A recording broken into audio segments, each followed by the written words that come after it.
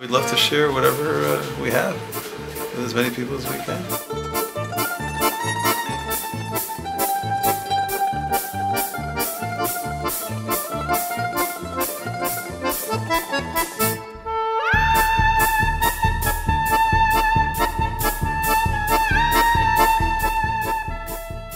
I once studied a poem that stayed with me. It goes something along the following lines. I think that I shall never see a poem lovely as a tree whose hungry mouth is pressed against the earth's sweet flowing breast, a tree that looks at God all day and lifts her leafy arms to pray, a tree that may in summer wear a nest of robins in her hair, upon whose bosom snow has lain, who intimately lives with rain. Poems are made by fools like me, but only God can make a tree. If this is the case of all the trees, how much more so for fruit trees? Tu B'Shvat has a special connection to fruit trees.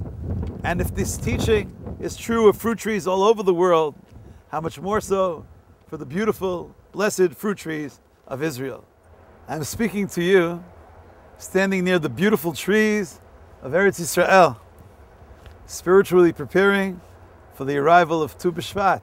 The timeless Torah, together with our treasured tradition, teach us the importance of recognizing God's hand in nature, generally, and specifically in the manifestation of God's glory in the mystery of the trees.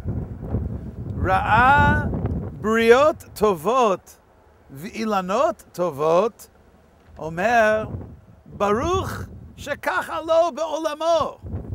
The rabbis teach in the tractate most often associated with blessings and tractate Berachot, one who sees beautiful creatures and beautiful trees should recite the following blessing.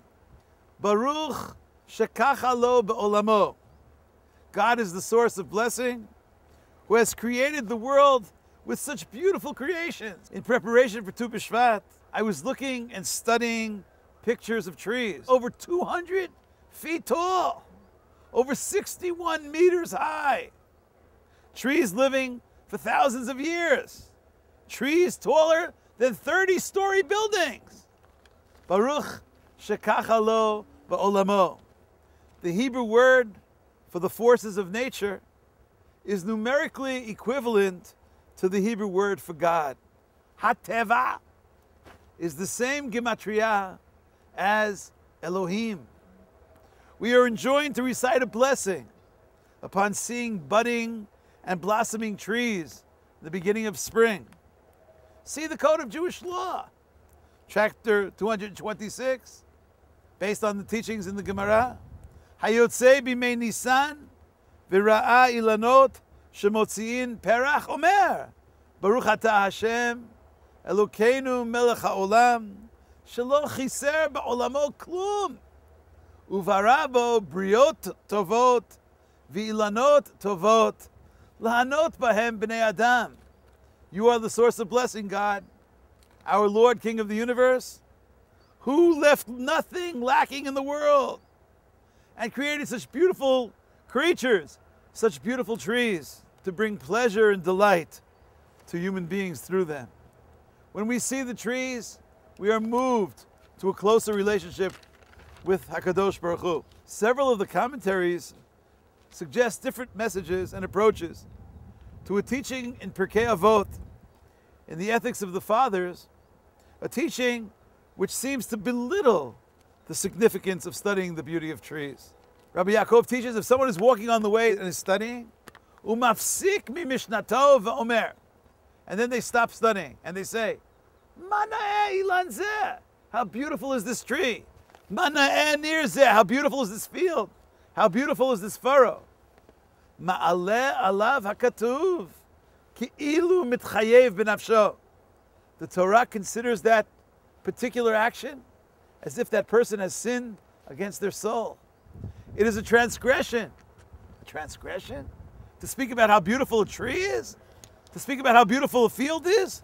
Didn't we just study various levels of blessings that are to be recited. So why, if someone is studying and then they stop studying and they recite how beautiful a tree is, how beautiful a field is that considered a sin? There are several approaches. I'd like to share the Rav, one of the classical commentaries on the Mishnah, says that the teaching is here to explain that even though a person will be moved to blessing, nevertheless you don't stop studying in order to speak about trees. V'yesh omerim da'ashmu'inan rivuta da'afagav dal yidei kain u'mevarech baruch shekacha lo ba'olamo af al pi kain ma'alin alav ki'ilu mitchayev b'nafsho mipnei she'yifsik mimishnato. There's a time for everything. There's a time to speak about trees. There's a time to speak about beautiful fields, but not in the middle of studying. A second approach suggests that maybe it's beautiful to speak about trees, but you have to mention God. You have to see the God element in trees. The Mishnah says, "Hamahalech baderech v'shoneh u'mafsik mimishnato v'omer mana'ei lanzeh." That person is only speaking about how beautiful the tree is, but they don't speak about how God created the tree. They don't speak about the manifestation of the glory of God. Perhaps that's the sin. But there is a Hasidic interpretation that reads the Mishnah as follows: Hamahalech baderech v'shoneh. If someone is walking on the road and is studying, umafsik mimishnato v'omer mana'ei lanzeh, and in their mind they consider the discussion of trees to be a cessation of study. They view it as if I'm no longer studying. Real studying is me'ematai korin et shma ba'aravin, arba avot nizikin. They consider the Mishnah or the Talmud or the Mikra to be real studying. To talk about God and trees, they think that's a hefsek mi Mishnah. They think it has nothing to do with studying. That's the sin. Ma'aleh alav hakatuv ki'ilu mitchayev b'nafsho. That person is misunderstanding God's world, because the same way we could study from texts, the same way we could study from Mishnah, we could study from fields and from trees as well. Ein lecha keitz meguleh mizeh. The beautiful, sweet, and delicious fruits of Israel, according to Talmudic tradition. These fruits, one of the most outstanding and blatant signs of the imminent arrival of Mashiach. Ein lecha keitz meguleh mizeh. There is no greater sign that Mashiach is around the corner. I wish you all the most delightful Tu B'Shvat, and yearn to celebrate with you right here in the garden of God in Yerushalayim. I'd like to ask a question. What makes the celebration of trees Jewish? Well, Tu B'Shvat specifically is a halachic concept, is a principle in Jewish law connected to seasonal understanding of which fruits have to be separated in questions of tithing, in questions of special offerings. You know, I grew up outside of Eretz Yisrael, and I never heard of the concept of kosher fruit and non-kosher fruit. All fruit is kosher, natural fruit. And when you study the laws of Israel, and you see that there are concepts of trumot, there are concepts of ma'asrot, of various forms of separations from the trees, from the fruits of the trees, that we give partially to the Kohanim, partially to the Leviim, partially we separate to the poor. And we have to know what exactly is the end of a certain kind of fiscal year. When does it end and when does it begin? Tu B'Shvat represents that day. I think that, of course, the whole world is studying trees, but the Jewish people are supposed to be the teachers of the world, and they're supposed to teach the world about trees.